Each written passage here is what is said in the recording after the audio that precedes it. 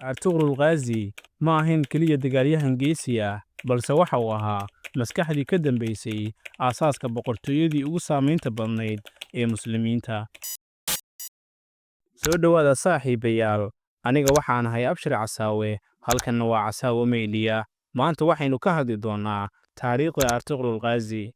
Artuqrul Ghazi waxa uu dhashay sannadkii 190kii, wuxuuna ka soo jeedaa qabiilka Kaayi oo ka mid ah Turkida Ugus. Aabbaha dhalay Artuqrul Ghazi waa Sulaymaan Shaah, halka taariikhayahanadu qaar ay sheegaan in magaciisa uu ahaa Gunduuz Alb, waana hogaamiyaha qabiilka Kaayi, halka hooyadiisa lagu magacaabi jiray Hayme Haatuun. Artuqrul Ghazi waxa uu ku soo koray bulsho qiimaysa geesinimada iyo dagaalka. Waxa uu helay tababar dhammaystiran oo ku saabsan dagaalka iyo hogaaminta intii uu yaraa. Awooddiisa gaarka ee dagaalyahannimada iyo aragtidiisa fog awgeed, Artuqrul Ghazi waxa uu si degdeg ah uga soo muuqday qabiilka Kaayi, isagoo dadkiisa ku hogaamiyey dagaallo ka dhan ah Mongooliyiinta iyo ciidamada Byzantiniyiinta. Waxa uuna ballaariyey xukunkooda, waxa uuna muujiyey saameyntooda. Waxaa xusid mudan inuu ku guulaystay inuu samaysto isbahaysi xooggan oo uu la galay qabiilka Kaayi iyo qabiilooyinka deriska la ah. Hogaamintiisa xariifnimada leh iyo kartida dagaal ee Artuqrul Ghazi waxay ahaayeen kuwo muhiim u ah midaynta kooxahan.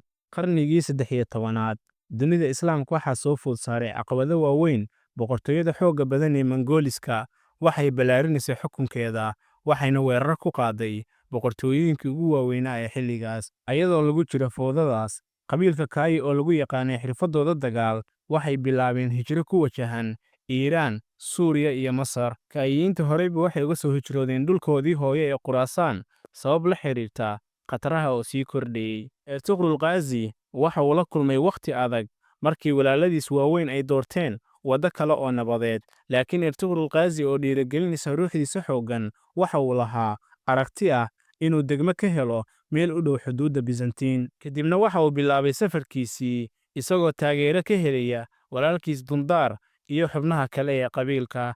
Artuqrul Ghazi waxa uu noqday hogaamiyahooda isagoo hogaaminaya keliya 400 oo qoys, wuxuuna bilaabay safar galbeedka ah, wuxuuna ugu dambeyntii yimid gobolka Sivas.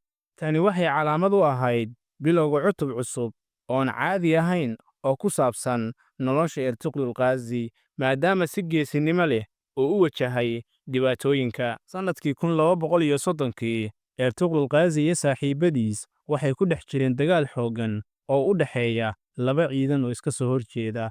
Isagoo aan garanayn cidda ay yihiin, Artuqrul Ghazi waxa uu doortay inuu taageero dhinaca tabarta yar, taasoo ugu dambeyntii keentay guushooda.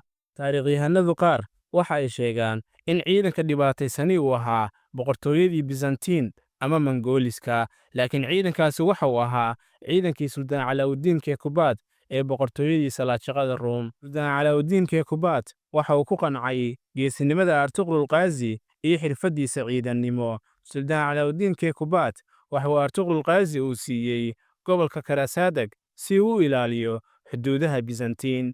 Artuqrul Ghazi waxa uu si guul leh u difaacay duulimaadyada Mongooliska, waxa uuna qabsaday qalcadaha Byzantine. Mar dambe, Suldaan Calaawudiin Keykubat waxa uu Artuqrul Ghazi abaalmarin ahaan u siiyey magaalada Zuguud oo ahayd magaalo istiraatiiji ah oo ku taalla xuduudda Byzantine.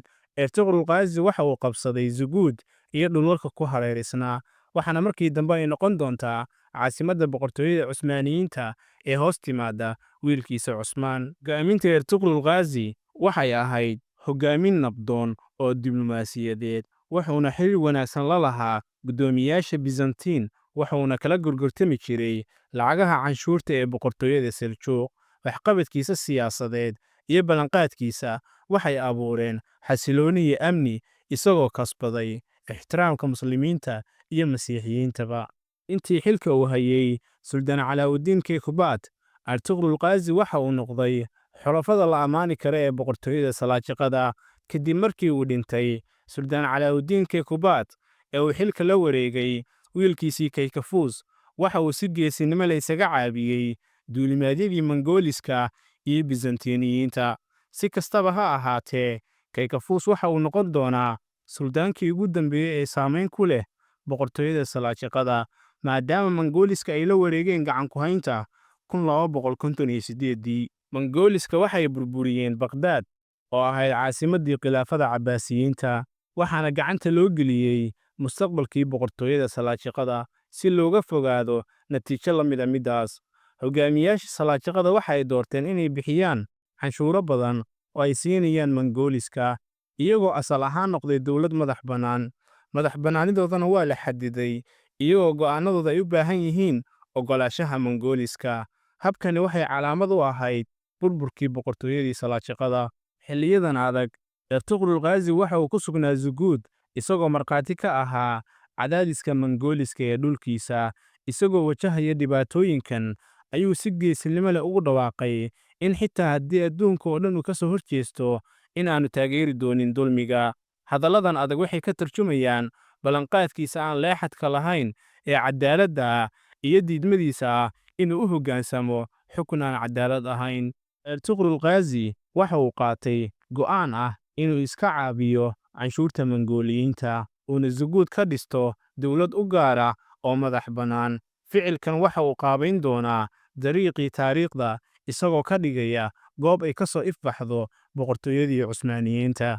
Dhaxalkii Ertugrul Ghazi waxa uu dhaafsiisan yahay guulihiisa militari, saamayntiisa diineed iyo ballanqaadkiisa Islaamka ayaa ka tagtay raad aan la tirtiri karin. Ertugrul Ghazi waxa uu dhulalkii uu qabsaday uu ku faafiyey diinta Islaamka.